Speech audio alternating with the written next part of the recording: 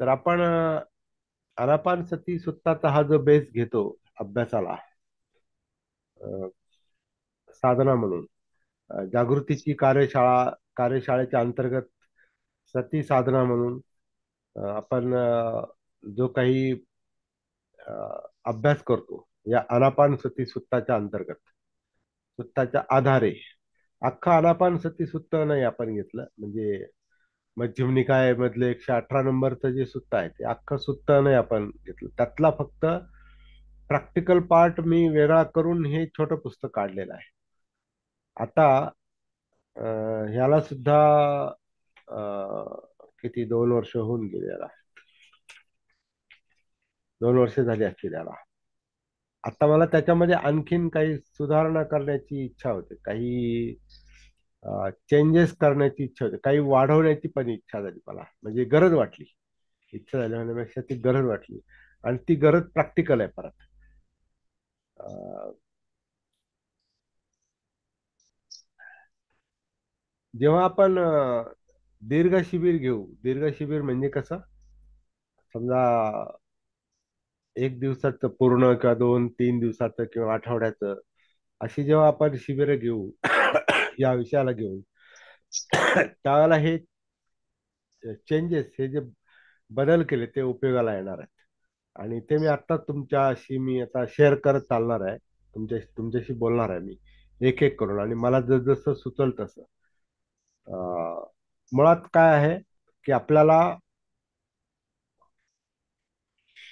आपला जो उद्देश आहे हे सगळं करण्याचा, जो बुद्ध धम्माचा पण उद्देश आहे, हे सगळं करण्याचा उद्देश हा आहे की आपल्यातले सगळे ताण तणाव, यातना, भीती, एकटेपणा,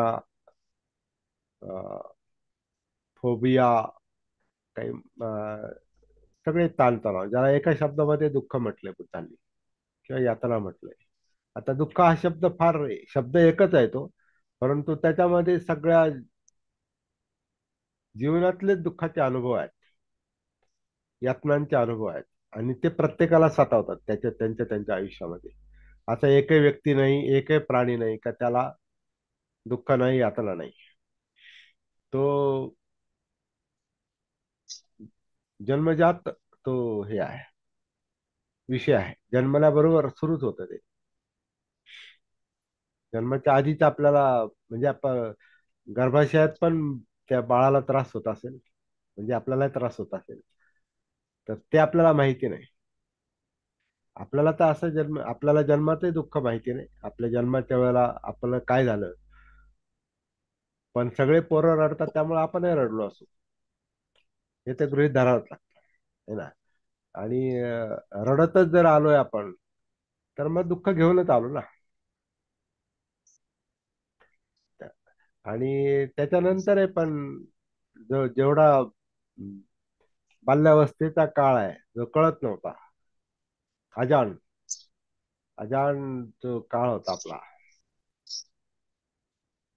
मायनर, अज्ञात, काय म्हणतात, अजात, अजात, अज्ञानी अवस्थेचा जो काळ होता, जिथं काहीच कळत नाही आपल्याला, सगळं म्हणजे आपल्याला, सगळं आपलं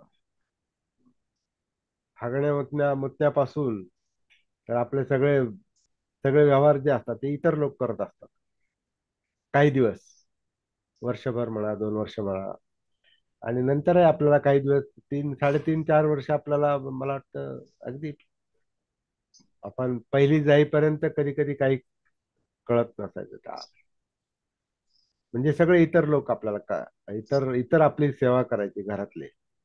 नंतर आपल्याला थोडं थोडंसं कळायला लागलं, मग आपण थोडे थोडे स्वावलंबी होत जातो, आणि मग स्वतःच्या पायावर उभं राहतो, मग स्वतः सगळं आपलं करतो. परंतु तरी सुद्धा आपली जी आ, अज्ञानाची अवस्था आहे, अजागृतीची अवस्था आहे, ती फार मोठी आहे. कारण आपला अनकॉन्शियस माइंड मोठा आहे, भान नसलेलं मन खूप मोठं आहे, अजागृत मन खूप मोठं आहे, म्हणजे अविद्या मोठी आहे. बुद्धांच्या त्या 12 निदानांच्या भाषेत किंवा भवचक्राच्या भाषेत, अज्ञानाची अवस्था मोठी आहे, अजागृतीची अवस्था मोठी असल्यामुळं. आणि अज्ञान किंवा अविद्या हे दुःखाचं मूळ सांगितलंय.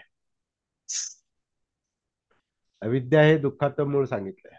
आणि हे आपण 12 निदानामध्ये पाहिलेलं आहे, थोडंसं पाहिलेलं आहे. त्याच्यावर अजून डिटेल अभ्यास करण्याची गरज आहे. आणि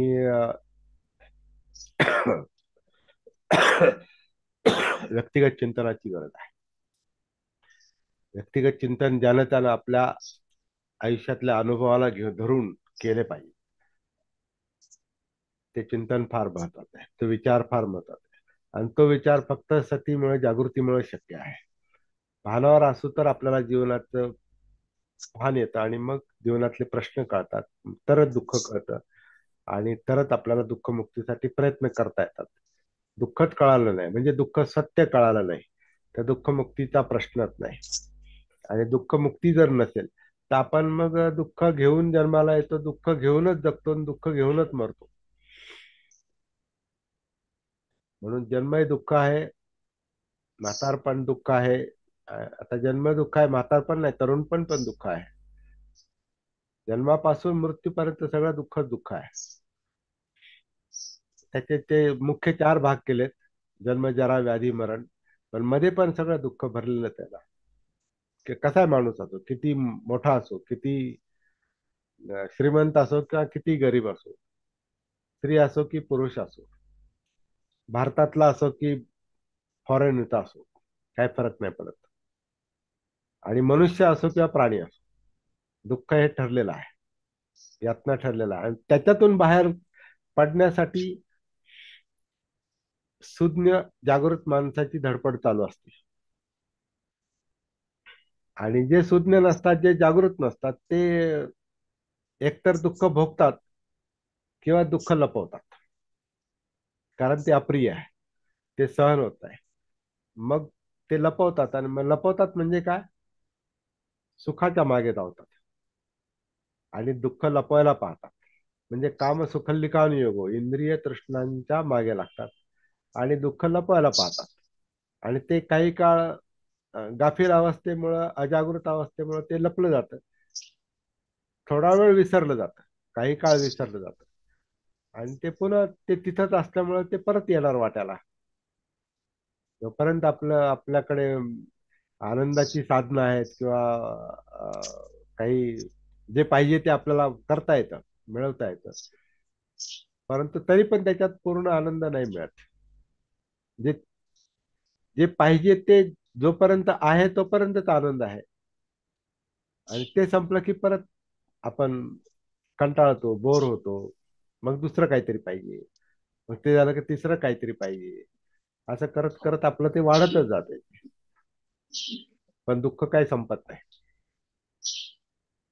आणि मग आता आपापल्या जीवनाकडे आपण पाहून त्याचा एक हे करायचं, एक अं,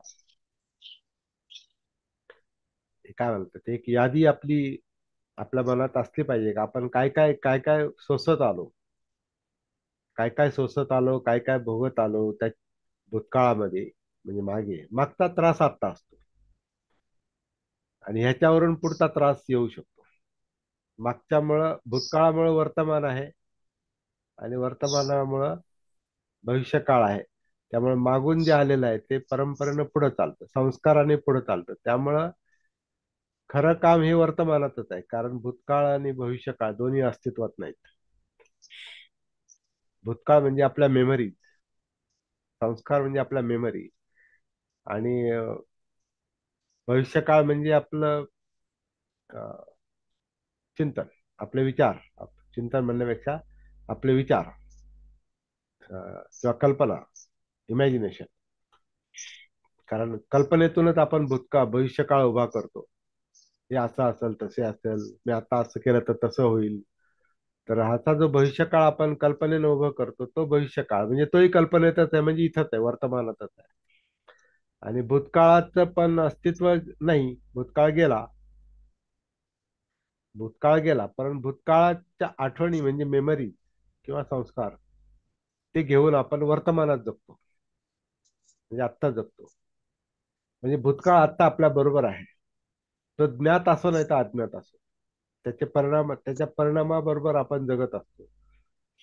आणि त्याच्यातले ज्या यातना, दुःख, भय, असुरक्षितता जे काय असेल ते, त्याला धरून आपण भविष्याचा प्लॅन करायचा प्रयत्न करतो.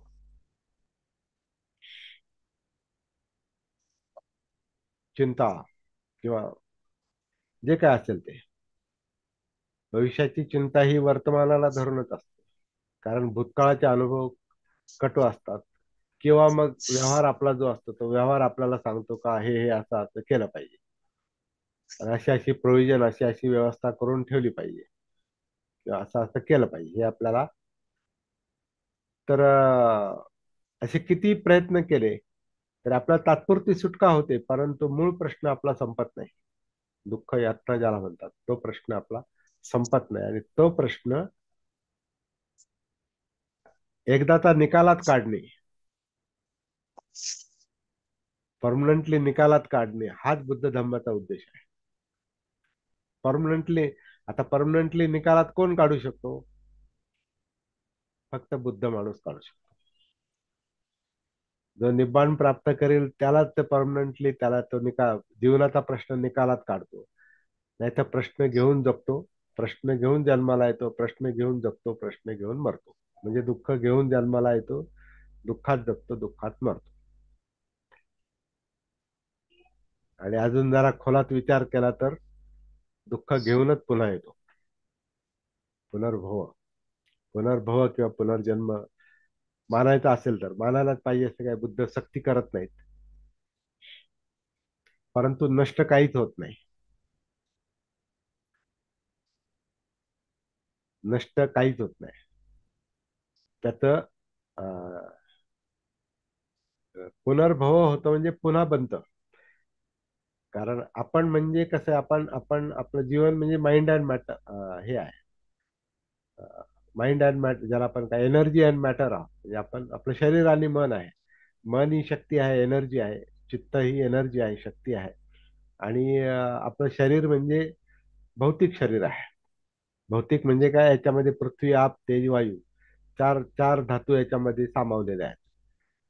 पृथ्वी धातू म्हणजे घन धातू, म्हणजे ज्याला आपण म्हणतो केस म्हणतो, किंवा हे त्वचा म्हणतो, हाड म्हणतो, किंवा खुर्चा म्हणतो, नख, काय जे ज्याला ज्याला आपण स्पर्श करू शकतो आणि जे दिसतं, ज्याला आकार आहे, घनता आहे.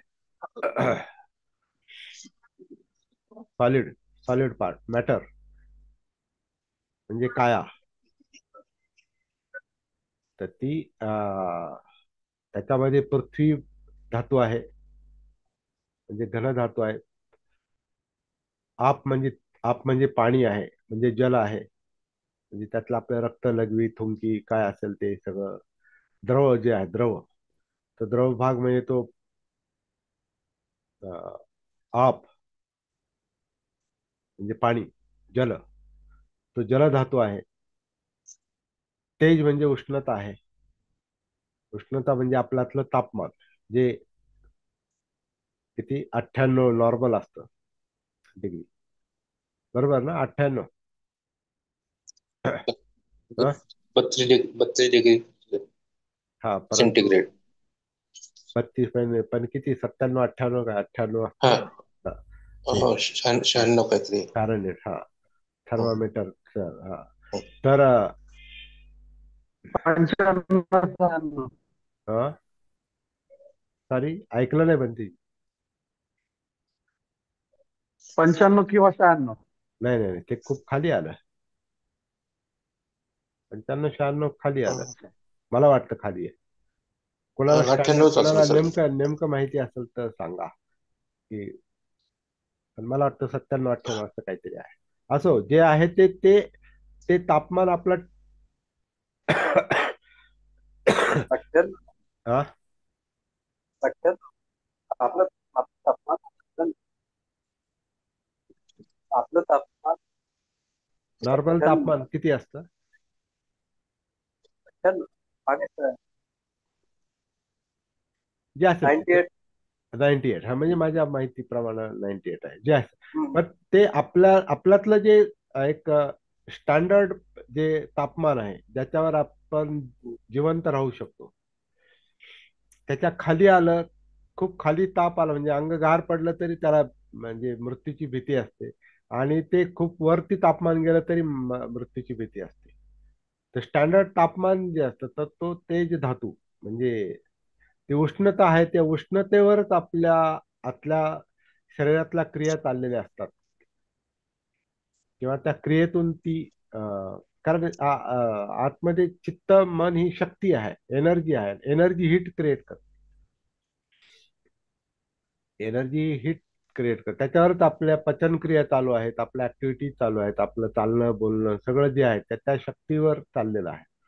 आणि त्याच्यामध्ये उष्णता आहे म्हणून आपल्या अंगामध्ये कायम उष्णता असते. म्हणजे त्याला तेज धातू म्हटलेला आहे, म्हणजे तेज. आणि चौथा धातू जो आहे तो वायू. तर वायू. वायू म्हणजे आपलं अनापार आहे, किंवा आपल्या ज्या पोकळ्या आहेत त्या पोकळ्यांमध्ये जे काही हवा असते वेगळ्या ठिकाणचा, तो वायू वायू धातू त्याच्यामध्ये. तर पृथ्वी आप तेज वायू यांचं इंटरॅक्शन यांच्यामध्ये ते वेगळे वेगळे नाही. ते पृथ्वी आप तेज धातू हे सगळे, हे चारही धातू असते सगळे वेगळे नाही, ते एकमेकांमध्ये अ, आंतरक्रिया आहे त्यांच्यामध्ये. आंतरक्रिया त्याच्यामध्ये म्हणजे आता जसं आपण कडधान्य किंवा भाजी शिजवतो, तर भाजी शिजवतो तर त्याच्यात पाणी टाकतो आपण. भाजी भात जे काही शिजवतो त्याच्यात पाणी टाकतो, आणि त्याच्यावर ते शिजतं. आणि ते शिजण्यासाठी आपण त्याला अग्नी देतो, अग्नी लावतो. आणि ती अग्नी जळण्यासाठी वायू लागतो, त्यातले प्राणवायू, ऑक्सिजन. हे चारीच्या याच्यावर ते शिजतं. ते तसं आपल्या याच्यात पण अन्न पचवण्याचं जे काम चाललेलं असतं ते सगळं, म्हणून शरीरामध्ये मंद ज्वलन चालू आहे असं म्हणतात शरीरशास्त्राच्या भाषेत. मंद ज्वलन आपण शाळेत पण शिकलेलो आहोत. आपलं शरीरात मंद ज्वलन चाललेलं असतं. त्याच्यामुळे हे पृथ्वी आप तेज वायू हे घटक वेगवेगळे नाही, ते एकमेकांमध्ये काम करतात ते.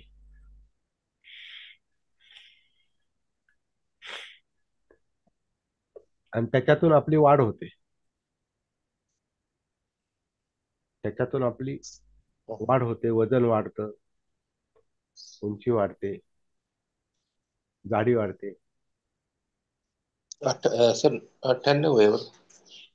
98 फॅरेनहाइट थर्मोमीटरच घेतला. 98, हा बरोबर 98 तास. म्हणजे माझ्या त्या, हं. पण ते कधी आणि सर मला 30 ते नेमकं 35 हा 30 ते 35 सेल्सिअस आपलं हो, टेम्परेचर. नाही आपण फॅरनहीटच्या याच्यात डिग्रीच्या याच्यात आपण पाहतो. 37 सेंटीग्रेड आहे आपलं. सेंटीग्रेड, हा आणि त्याला करस्पॉन्डिंग आहे 98 फॅरेनहाइट. फॅरनहीट, हा बरोबर.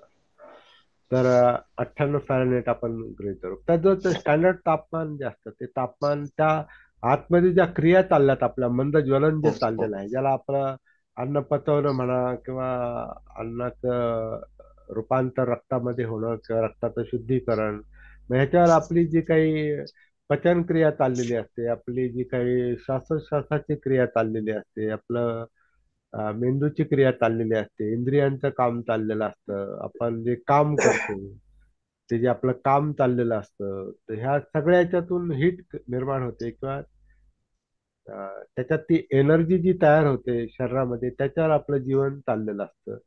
तर असं हे जीवन जे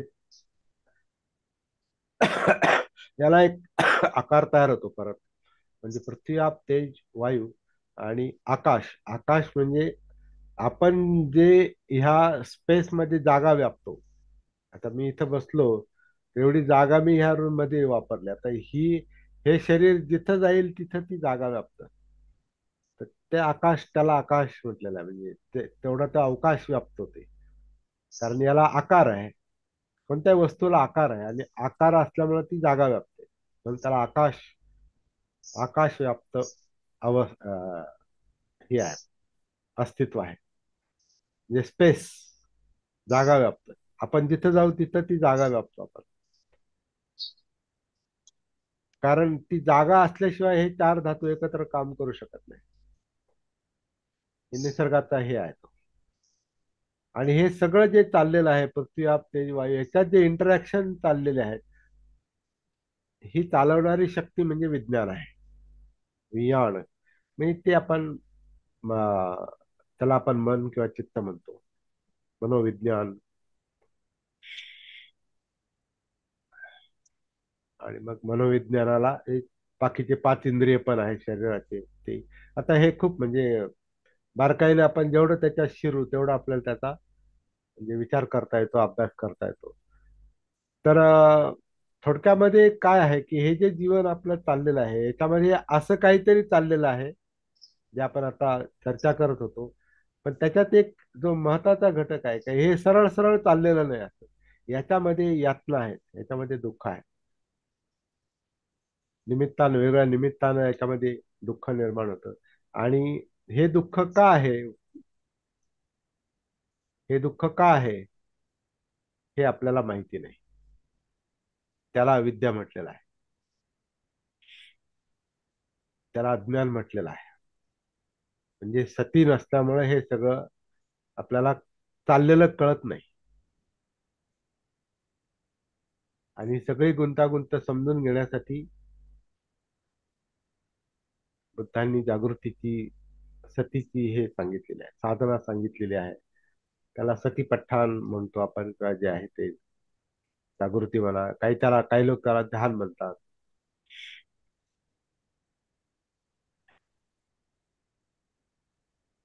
आपल्याला हे आनापान सती सुत्ताच्या आधारे हा सगळा शोध घ्यायचा प्रयत्न करायचा आहे. आणि याचं जे स्वरूप आहे यातल्या प्रॅक्टिसचं जे स्वरूप आहे ते आपल्याला दिवसेंदिवस आणखीन क्लिअर आणि सखोल कळत चाललेलं आहे, आणखीन कळणार आहे. आणि त्याची प्रॅक्टिकल अंमलबजावणी ज्याला त्याला आपल्या जीवनामध्ये प्रॅक्टिसमध्ये करायची. कुणी कोणासाठी साधना प्रॅक्टिस करू शकत नाही. इट इज इंडिव्हिज्युअल रिस्पॉन्सिबिलिटी, व्यक्तिगत जबाबदारी आहे.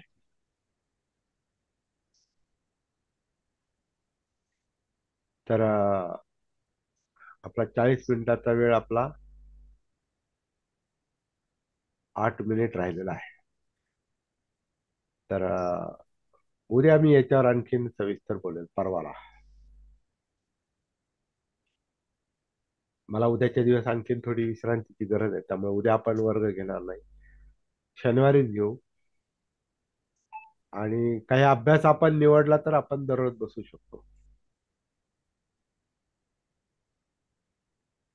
आणि तुमची सगळ्यांची इच्छा असेल तर आपण कंटिन्यू करतो. मी थोडंसं आता रेकॉर्डिंग ऑफ करतो.